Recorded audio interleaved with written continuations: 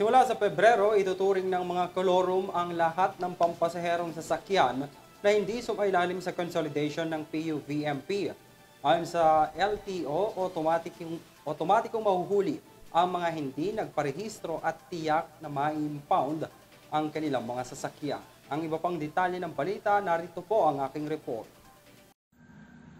Mas paigtingin pa ng Land Transportation Office ang kanilang law enforcement pagsapit ng February 1 nitong taon. Ito'y kaugnay sa pagsisimula ng kanilang paghuli sa kalsada ng mga kolorum na PUJs at PUVs na hindi nag-consolidate sa Public Utility Modernization Program o PUVMP.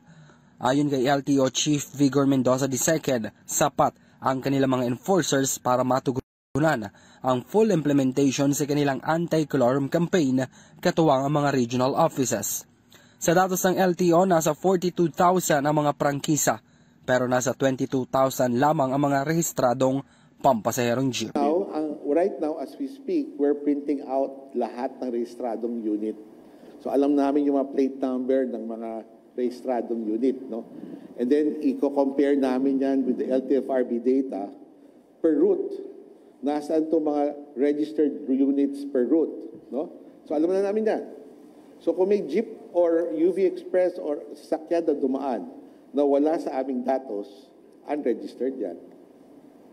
Or maybe either unregistered or maybe wala ring permit sa LTFRB.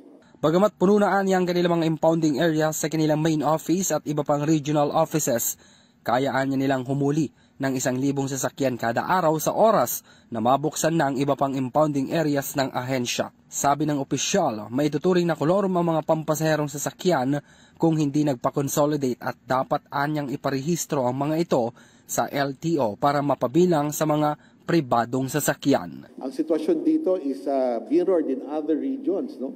Punong-puno na rin po sila. So we are creating new impounding areas.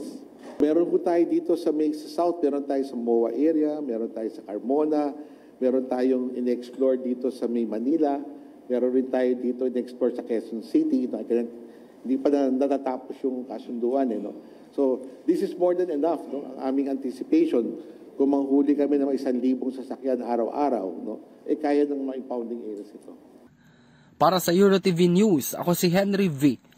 Nicolas, sumasaludo sa bawat Pilipino.